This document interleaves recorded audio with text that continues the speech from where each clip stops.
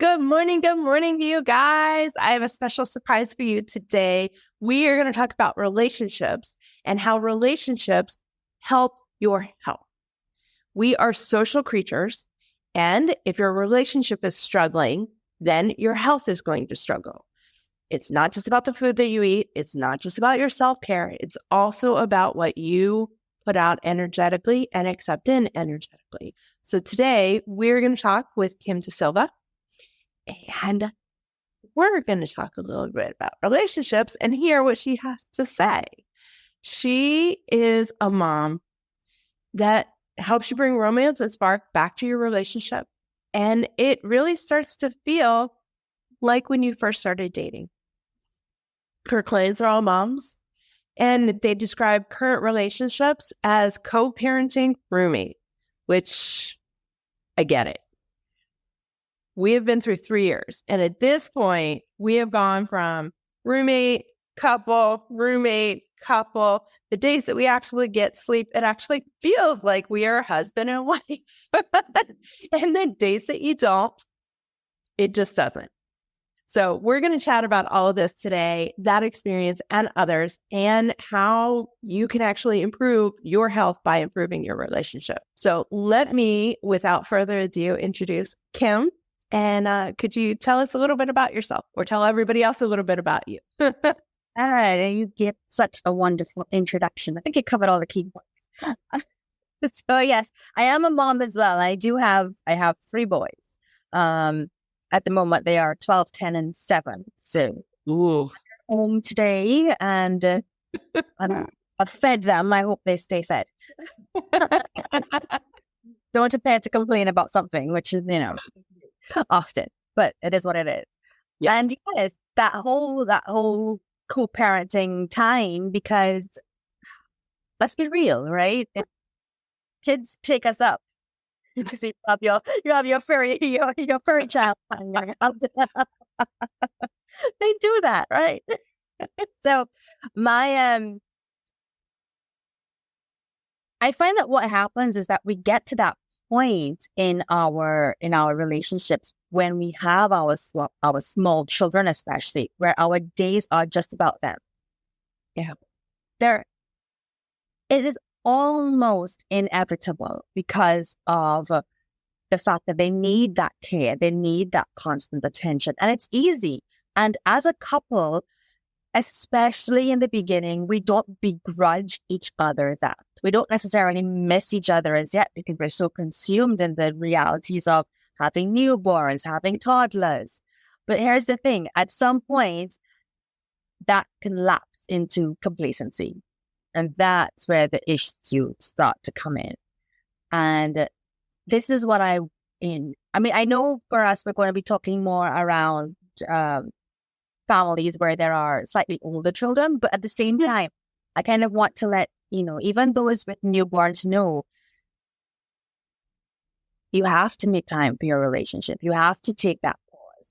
And if you have access to trusted babysitters, then take advantage, especially if they're like parents or close family that you can rely on. Please do so. And I was a breastfeeding mom, and I literally used to, my mom would come over and we would time it, like nurse the baby, head out, be back. So we had to know how far away the place was, how long we'd be there, when we'd be back with the next feed. It is what it is. But I can tell you that like 1 hour out of the house, or 1.5 hours out of the house, were fantastic. And I got to feel like a person again and not just somebody's meal ticket. Literally. Right. We did not get to go out of our house because we live 3.5 hours away from my husband's family, but then my family is a 4-hour flight. So we didn't really have anybody up here, and we got to finally go on a date. Plus, it was COVID, so God, that's a whole different. Yeah, yeah. They were born in June of 2020, so really there were a lot of factors there, but we didn't trust somebody to watch them until they were almost 2. Right. We actually did not have a date until they were almost 2. I think it was about a month or 2 before their second birthday is when we finally got to just go out somewhere, just us, and not have to worry about the kids just because nobody was here. So even putting them to sleep and going out wasn't a possibility. And we've always connected with knowing that this is a short time, but it's affected us. Our health has been affected each individually. Right. Mm-hmm. So, I mean, older kids or not, and that is excellent advice, because the minute we started being able to go out and just have it be the two of us, without kids, it has made a tremendous effect. I mean, the improvements that both of us have seen, in our skin, in our eyes, and in the light of like what we are motivated to do day in and day out. Exactly. And like, this is in no way, shape, or form meant to belittle the value that children bring to us. It's not meant to say like, it's not meant to say that your relationship is somehow more important. And I'm going to be very careful how I phrase this, because yes, actually, you do need to put your spouse before your kids, from the perspective of you're doing it for them. You are modeling a healthy relationship for them. You are creating that stable, healthy, loving environment for them. You can achieve that by making each other a priority, even over your kids, because you are raising people who are going to become young adults, who are going to be productive, accountable citizens, and they need to leave you and go start their own family. They're not going to turn around and say, I'm so thankful you put me above my mother or above my father. If that's what you're waiting to happen, there's a little dysfunction happening there. Okay? So, yes, we have to take care of them. We love them. We want what's best for them. But this is also part of what's best for them. Yeah. Right. We had heard that before we got pregnant, and we had tried for a very long time to get pregnant. And we had also waited a long time to find that person that we were comfortable, that we trusted enough to not only marry, but have children with. Right. Yeah. And we always considered it as, if we have kids, we're raising productive children, kids that care not only about themselves, but about their relationship. So we had heard that the best way to do that is prioritize each other. And it's the whole, if you take care of you first, then you can take care of them better. And it's modeling better behavior and, healthy, happy relationships, which neither one of us really, I mean, we got glimpses of those, but it wasn't really something that was a constant in either one of our worlds. Right. So to be able to provide that without having that ourselves and it's a challenge. It's not something that, we unconsciously think, okay, we are each other's priority. If you asked us, we would say the kids. Right. Exactly. And that's perfectly fine. And you know what you're working towards, right? I mean, your kids are still very little. Your kids are still they take a physical toll on your day. Yeah. That is something that we need to acknowledge. When your kid's taking a physical toll on your day, it's a slightly different game you're playing at that point. So the scheduling becomes really important. And now I remember I was speaking to a client a while, early days, and one of the things that we had talked around was intimacy and having a baby that was less than a year old. And then, it came down to like, well, maybe you need to start scheduling intimate time together, because it is important and you can't wait until the end of the day. And those of us who had to put a young baby to bed, you're lying there in the dark and you're like, I'm going to get right up as soon as they knock out. And and it's tomorrow morning when you get out of it. It's so, it doesn't always happen that way. So the scheduling becomes important. And one of the things that she had her block against the scheduling was because they had been trying they had done the fertility treatments, and it was, but this is just like a flashback to that. Yeah. So Yeah. you'd have to talk around. Now, remember when you were doing that, you had to be on it. That was a different kind of schedule. Yeah. Like this now is you don't, there's no temperature to check. There's no ovulation to check. This is just, let's do it. I'm free on Tuesday at 2 p.m. Let's get it in the calendar. And again, now you're doing it for fun. You're not doing this with a particular.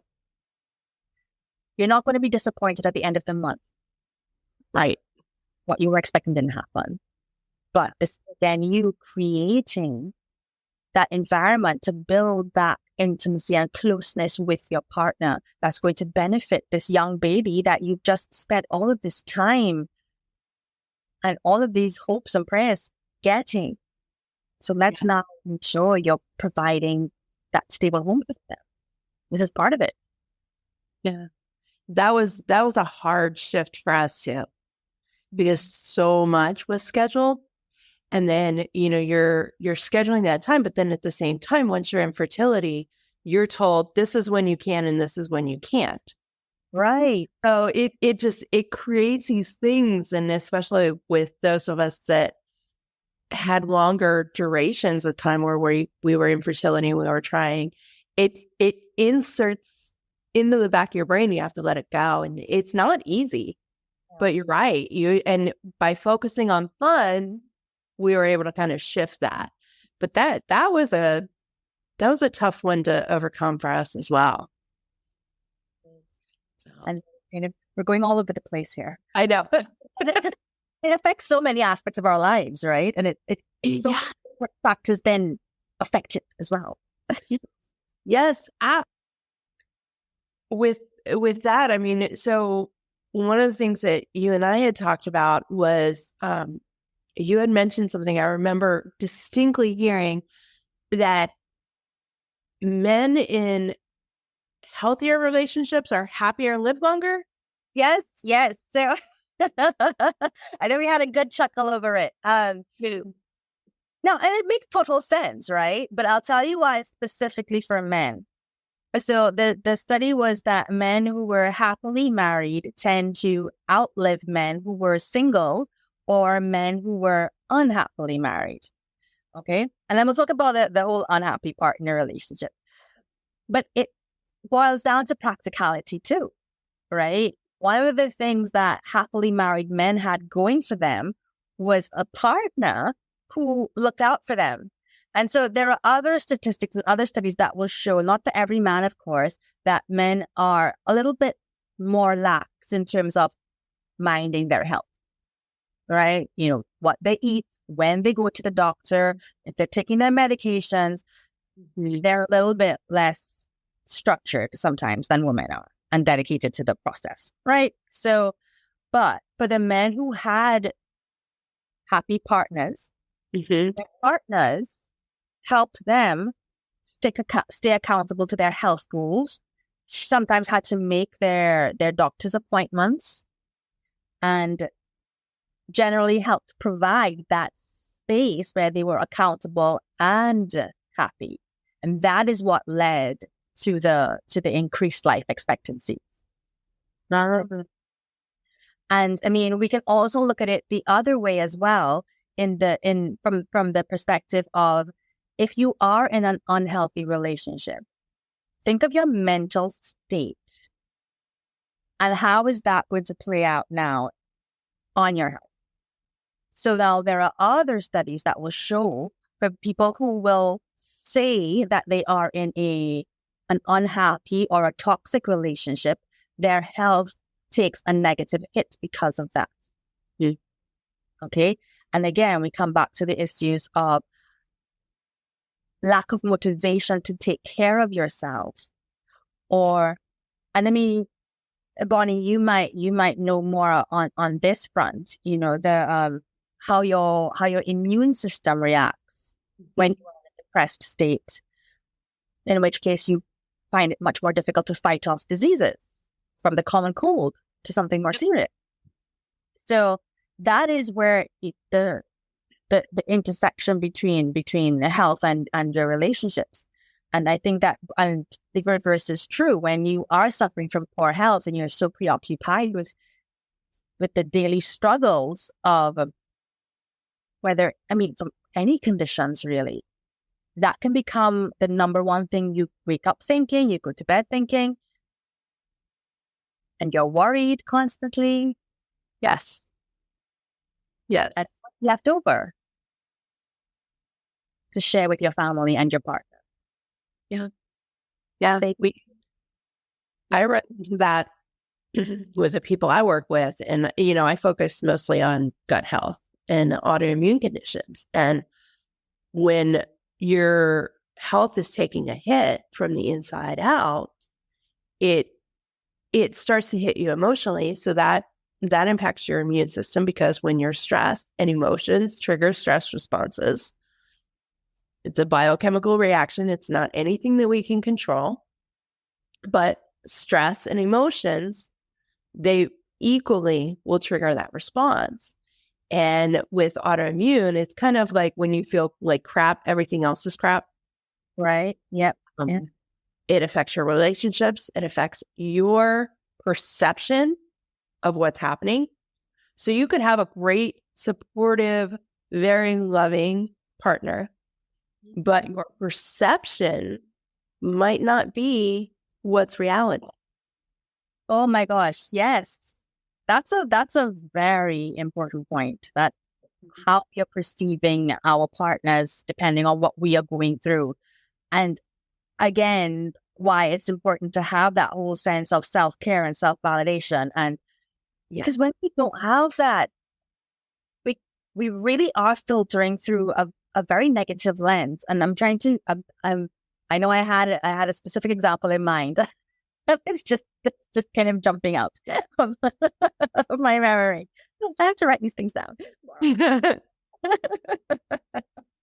But it's like, okay, I'll use an example that I've been using a lot recently when I talk to, women in terms of like, their partner being supported in their businesses and that sort of thing.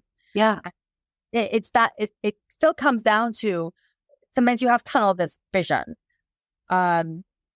I am feeling this particular way and I want my partner to do this specific thing. And if they don't do that specific thing or say this specific thing, then they're not being supported. But yet there's your partner doing other things that are being supportive. And you're just like, yeah, no, I have to support her. But that's not true. But because you're so tunnel visioned into that one aspect of what you're looking for, you're totally missing the other things. So, and it's the same thing when, when you talk about how you feel and how everything else comes back at you. Compliments, actually, that was the one I wanted to talk about. When you feel like crap about yourself and your partner is complimenting you, are you able to receive those compliments? Are you just brushing them off? Right. And you don't believe them, or you're thinking, oh, they're only saying that because they want to get lucky later tonight. Well, that's maybe part of it too, but that's not. But and there's times too. There's studies that have shown that in extreme emotional trauma or extreme emotional states, you're not actually hearing what they're saying. You're hearing what you think they're saying. So the words coming out of their mouth could actually be completely different from what you heard.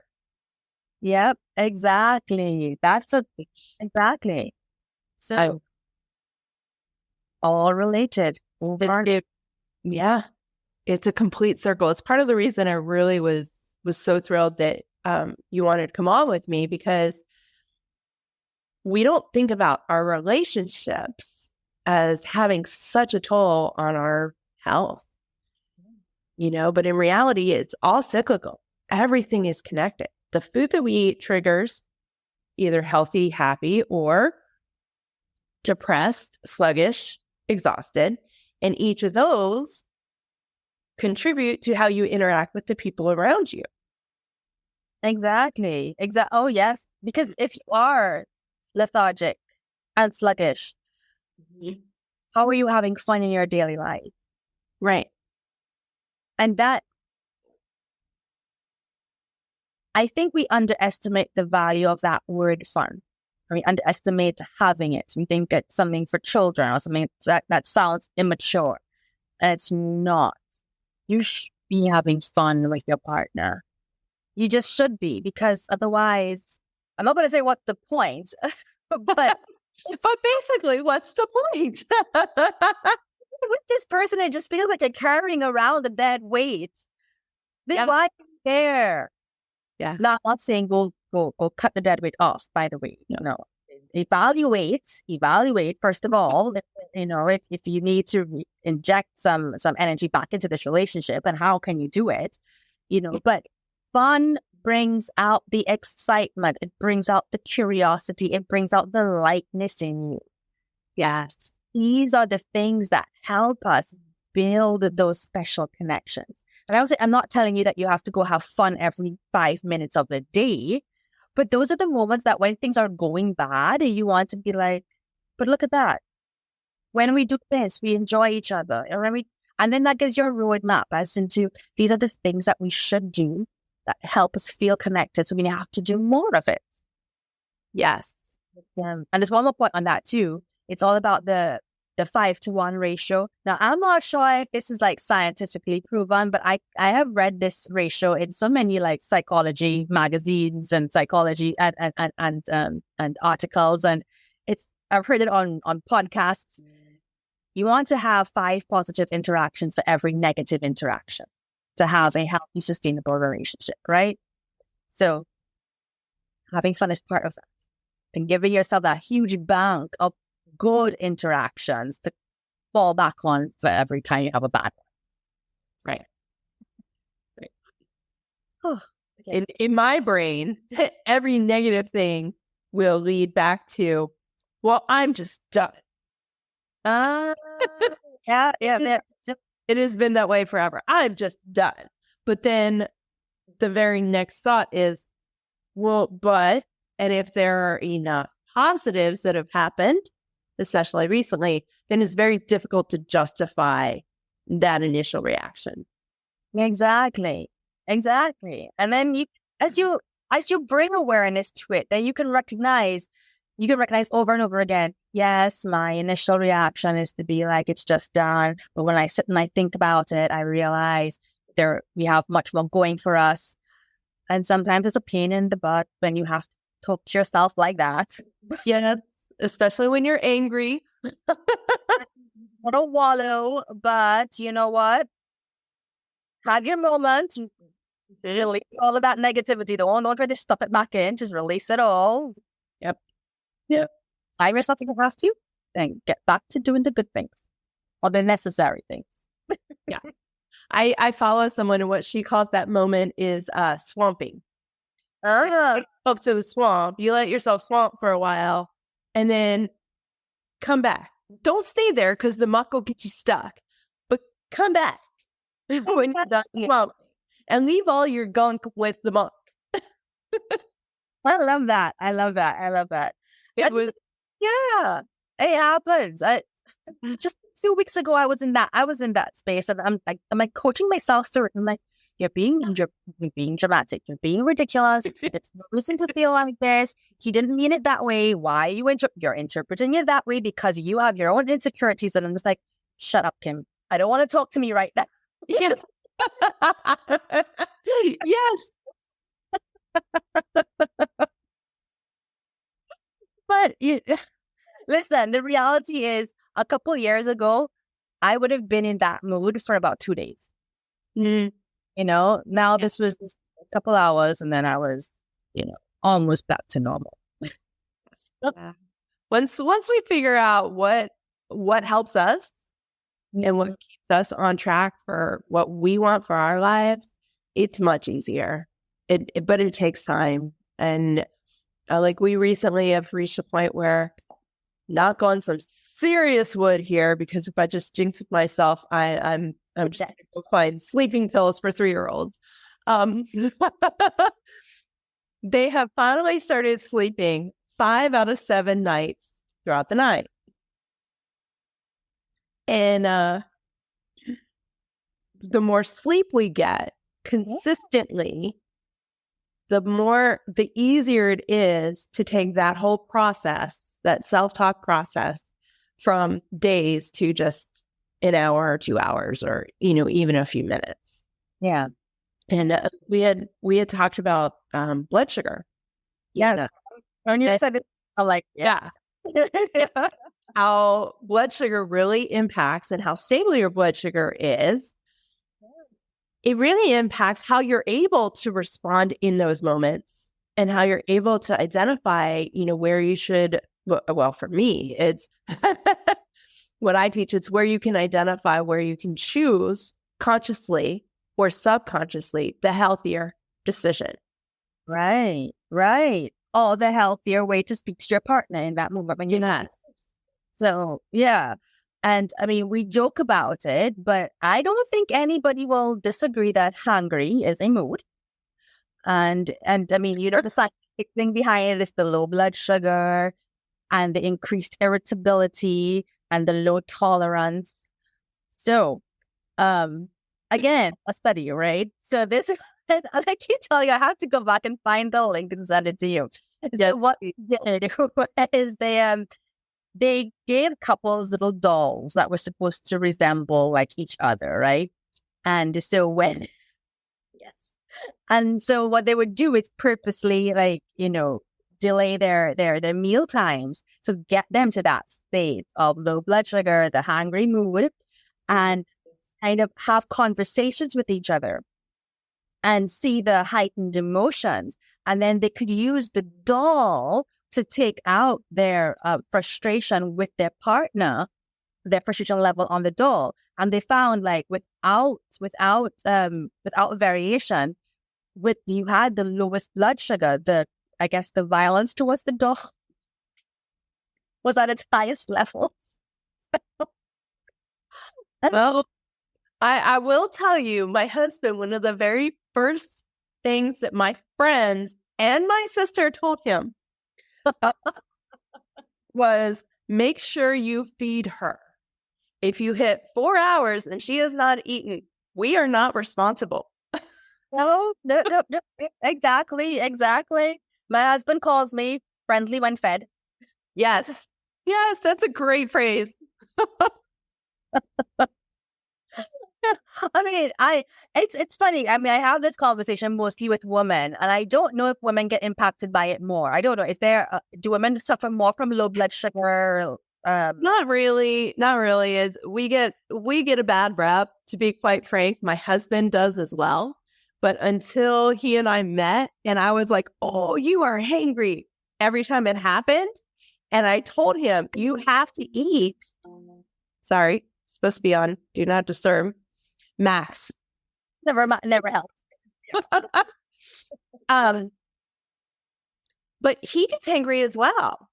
And then he met me, and I was able to identify that he didn't correlate the two. And there aren't really studies that show that men are more susceptible or women are more susceptible. Humans are susceptible. When you're hungry, you can't. Right. And, I get asked a lot is, or the question I get asked a lot is, well, does that mean you have to eat every couple of hours? No, everybody's different. You need something that's going to work for you. Some of you work with intermittent fasting well. Some of you have to eat every few hours. I have to eat every few hours. Yeah. And I can do intermittent fasting. I just have to make sure I get my calories in. Exactly. It depends on the person, and perhaps the only thing that can help in this situation is to recognize that is what you're feeling, that your increased level of irritability is not actually because of your partner, right? It's because of your current. And you can even say that. Like, this morning I read something and I'm like, that's a great line to use. And whether it's because you are hungry or just because you're having an off day, it's a very simple line that I think even in most general conversation you can throw it. It's not you. I am so irritable today. Everything is annoying me. And like, you immediately let the person know that you are probably going to snap at them, but you have taken the sting out of it, and they know they aren't being personally attacked. You're just in a mood. Yep. I thought that was great, only because I've been reading so many wonderful things, but I'm like, people don't speak like that on a general basis. So I'm like, I keep trying to like rephrase some of these wonderful theories into like actual usable language. But I thought that one was simple enough. Like, Yes. I am very irritable today, and you take the blame immediately. I am very irritable today. I don't know why. Everything is annoying me. So, Yeah. We use the phrase "I'm having a day." right. You can put a word. So like Brian calls it fragile days, when I'm emotional and everything in the world is making me cry. Right. So when I know I'm having a day like that, it's I'm having a fragile day. Or if I just say I'm having a day with a tone, he knows that that's going to be, for whatever reason, I'm going to be irritable, and there's nothing personal. That's it. It just is what it is. Exactly. Promise you, I'm not even going to remember what I told you. Yep. And I won't, 9 times out of 10, I don't even remember how I act. I don't see it as me acting any differently. That is it. Exactly. And again, this is why it's also important to have the 5-to-1 ratio. So when you have those days and those moods, it's just like, that's okay. Yeah. 4 hours by tomorrow, she'll be back to herself. Exactly. Exactly. It allows you to not respond from an emotional hurt place, because that, when one person is irritable, it could be for a number of reasons, but when they're irritable, that response can either escalate or let it be what it's going to be. Exactly. If the other person gets defensive, or worse yet, if they want to attack back, right, it's a whole different place. Yes. Absolutely. Absolutely. Whole slew of things. Eat when you're hungry. Yep. I always tell people that there is a triad of health. It's not just nutrition, fitness. It's mind, body, and spirit. And each one of those has emotions within it. There are physical elements you have to take care of. But it's not just that. All of our triangles are connected. We have all these circles, and everything is energetically connected. So we feed off of each other. And especially when we're so close and we're in that intimate relationship, what you do impacts the other person. And what you don't want to do is have that negatively impact, but then now it's bounded back to you, and all you've got is a tennis match. Right. Exactly. Well, it's exciting. We need to be intentional in all of these areas. Yeah. You and I talked about prioritizing your health and your relationships, and that to me feels like where we're going with all of this is really setting that intention to put your relationships and your health at the top of the list. Exactly. I mean, I imagine for most of you guys who are listening to this right now, you don't have hours a day just to think about what you want to do. You've got stuff doing. You're working. You have kids. You may have hobbies that are taking up time.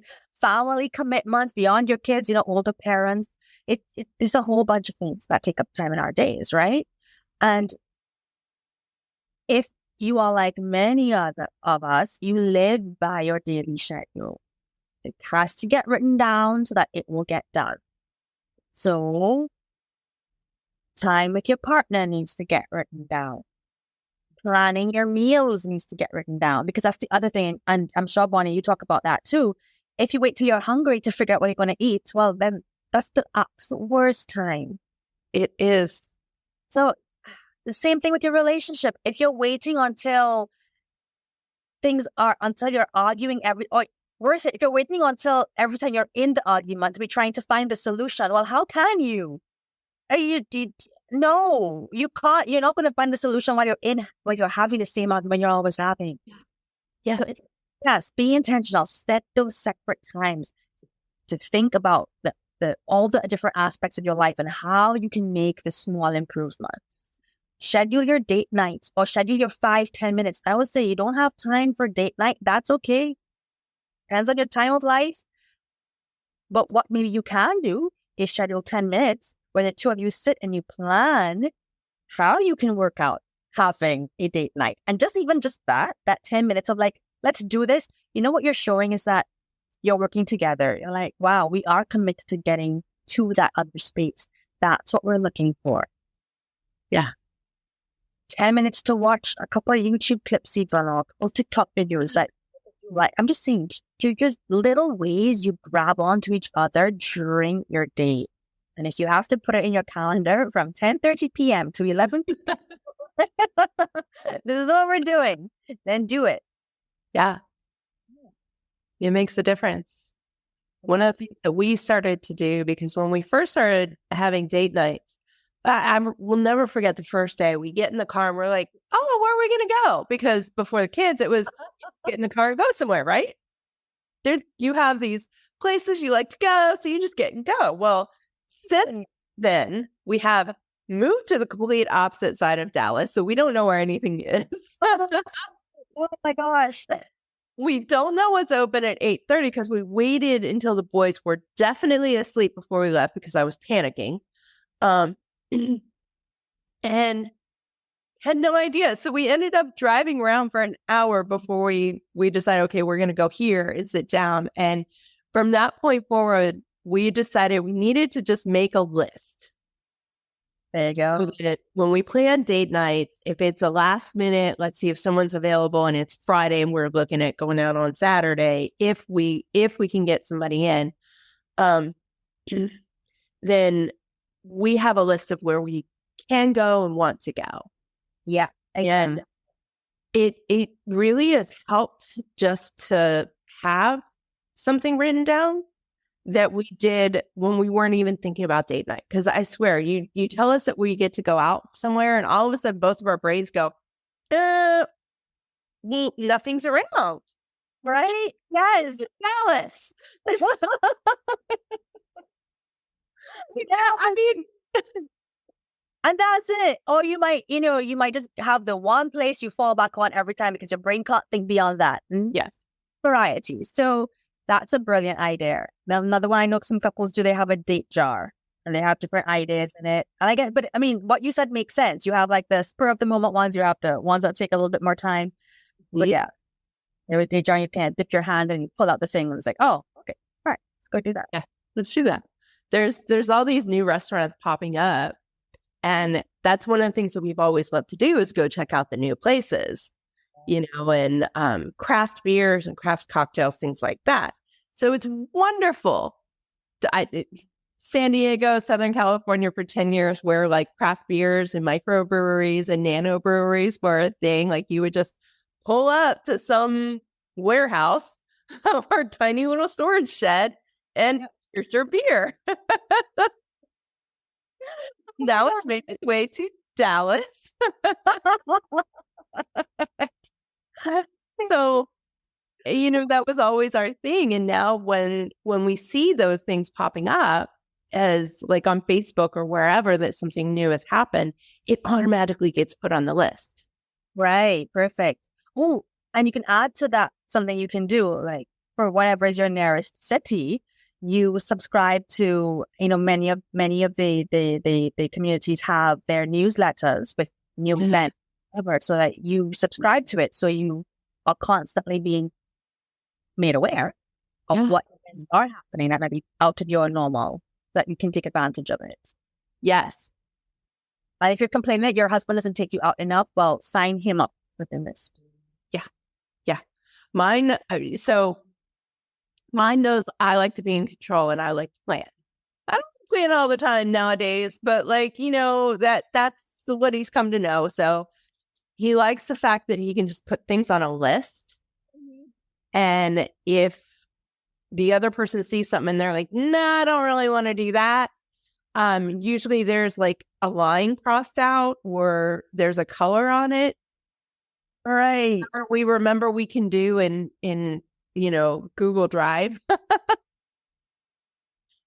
And then we know, okay, this is not something for us to do together. This is something for us to do, like maybe just with the boys or, whatever, with friends, something like that. But it's really helped because when it's just like health. It's just like the meal planning. When you tell somebody, hey, we're going to go to this new restaurant, but you're trying to avoid certain foods because they've been making you sick, you have two options. You can just go, or you can look them up on the internet real quick, Right. see what the menu looks like, and then you can go. Right. Yeah. It's the same thing with our date night list. Is we've been able to make the priority, and if there's things that we need to talk about, we actually that's another file. Yeah, Because we have literally done the like, hey, we need to talk later when the boys go to bed, and then that moment comes and remember? No, I don't know. And it happens, especially with the young ones. I don't want them to grow too fast, but I'm looking for that moment when, they're a little bit older, they're a little bit more independent, and things aren't lost so quickly. I don't know how else to say that.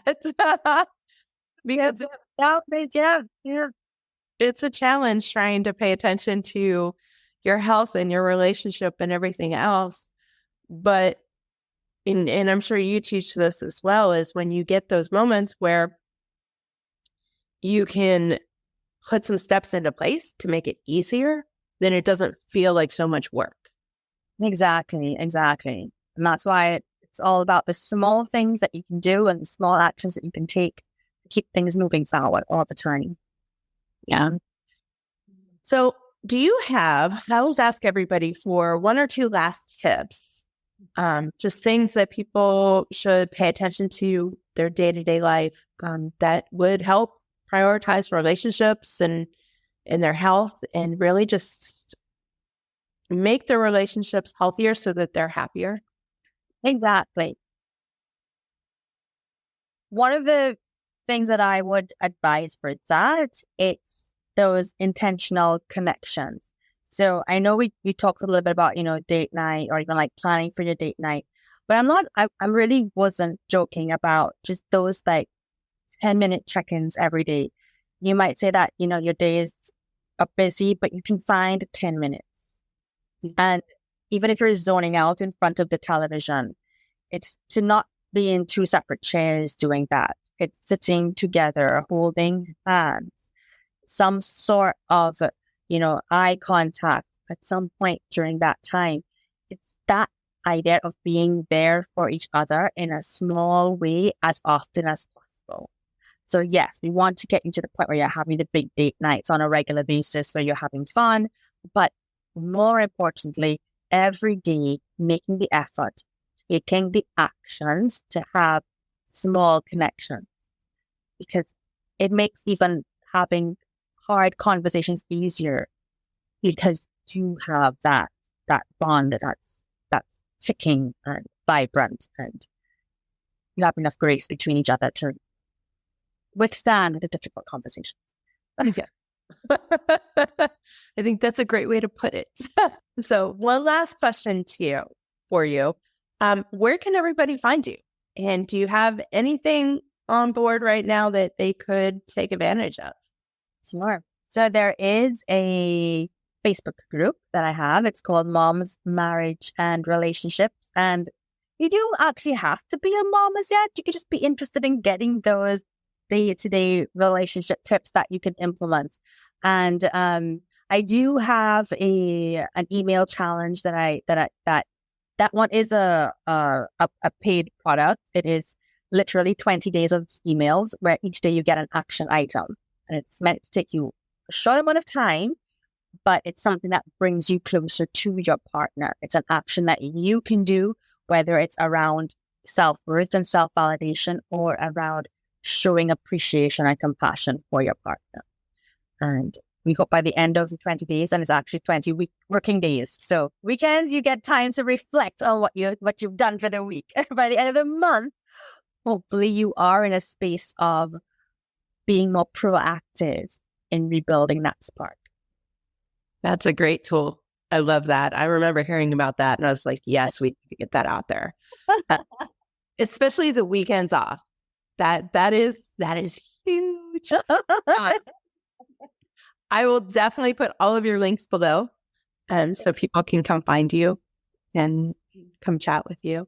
I love talking to you all the time. This is so much fun. Thank you for joining us. And thank you so much for coming on to Healthy in a Wild World. To everybody else, have a great time. I hope you learned a little bit and you can take a few nuggets away. Until next time, cheers.